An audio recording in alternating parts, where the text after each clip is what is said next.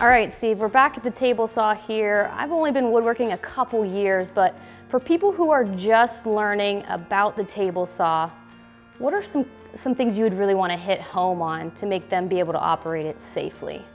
Great piece of equipment. As with any woodworking equipment, complete respect is demanded from it. They're called accidents. Some are self-created. Other times they just happen on their own. You try and prevent. So we're working with the SawStop 10-inch contractor model saw. Uncrated this a few months ago, put it together, went together very nice, and it does everything we need it to do in this size shop.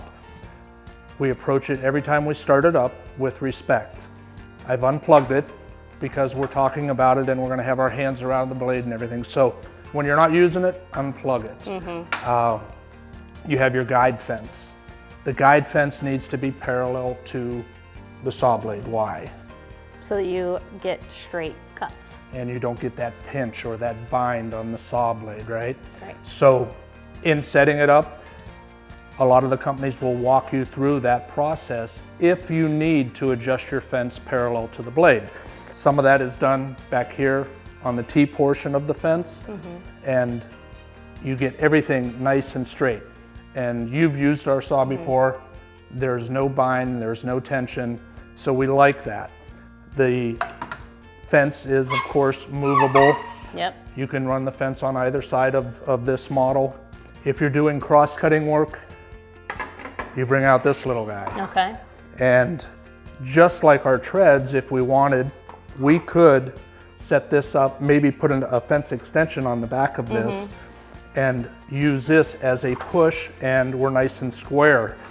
This body and your blade assembly is 90 degrees square, right? Okay. Again, no bind. Right. The adjustments on this saw, you have a height adjustment controller over here, you have an angle set down below here, and that's important. Why?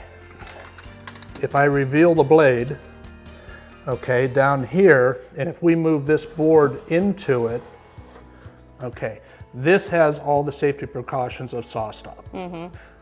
If your saw does not, if you run the blade just above the stock thickness, God forbid there would be a follow through accident, all right, you're cutting your finger, set at this height. If you crank that blade way up, you're cutting your finger off. Right. Right? So that's important also. And learn the equipment before you start your work. Be cautious, learn to be comfortable. Christy, over the last couple of years, your comfort level has probably came up. Yep. Through operating time, right? Yeah. What else about this saw do people need to be cautious of, and the different tasks the saw can perform? Two things that come to mind right away. For me personally, I'll be honest, I was pretty intimidated when I was first learning how to use a table saw. There's a lot of force here, but I learned to keep my body to the left side of the blade. So when I'm pushing material through on this side, I'm staying out of the way should this wood come back.